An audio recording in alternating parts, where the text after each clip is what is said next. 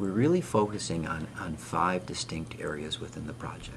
And the first area is that we're developing a coalition around the topic of childhood obesity.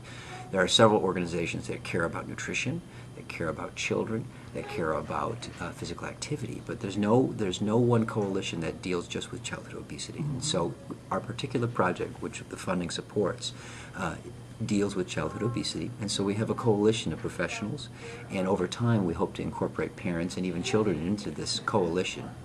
So with that, we have to have rules and regulations, ways to communicate, ways to gather, make decisions, and so in the initial part of this, we're setting up that structure, and so we've done that, and so we meet the first Tuesday of every month at a different United Neighborhood Center location. The second aspect that we're doing with the process, and this is around policy environmental change to affect childhood obesity, is that we're trying to develop a unified policy around vending machines and competitive food sales within the agencies themselves. Each of the agencies depends on, they have vending machines and they have competitive food sales, and it might be a bake sale, it might be an after-school program, and it might be different things that they have within there. We're trying to help the agencies determine what might be the best foods that they can serve their children, as well as what foods and snacks that they might want to serve the community, because it does matter, and it makes a difference in having a policy to say that we'll do our very best to offer less sugar-sweetened beverages, offer more water, and offer less processed foods. The third area that we're working in is we're working on a active living policy for the children. Each of the children that come to these United Neighborhood Centers in Milwaukee, they get daily physical activity or regular physical activity.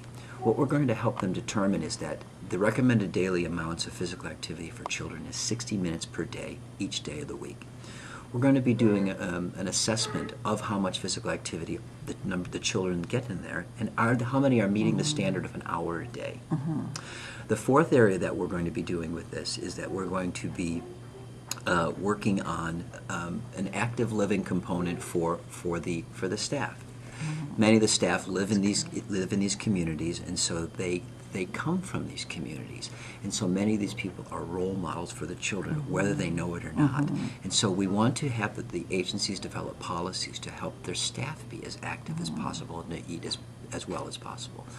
And then the last area that we're working on, actually there's 2 other areas, excuse me. One of the areas that we're working on is a land use policy.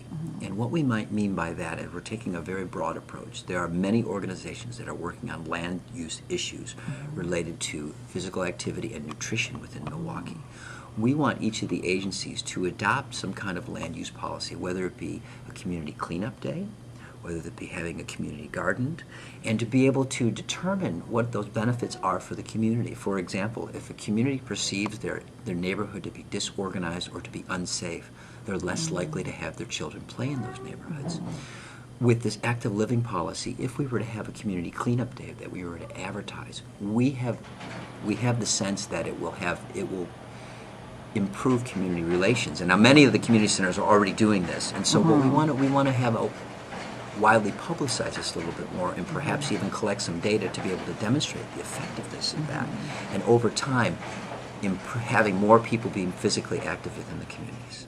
And then the last area that we're working in is that we're developing a policy, and we're developing some training and curriculum for the agencies around physical activity and nutrition. Many of the agencies, they employ people from the community, and they employ former athletes.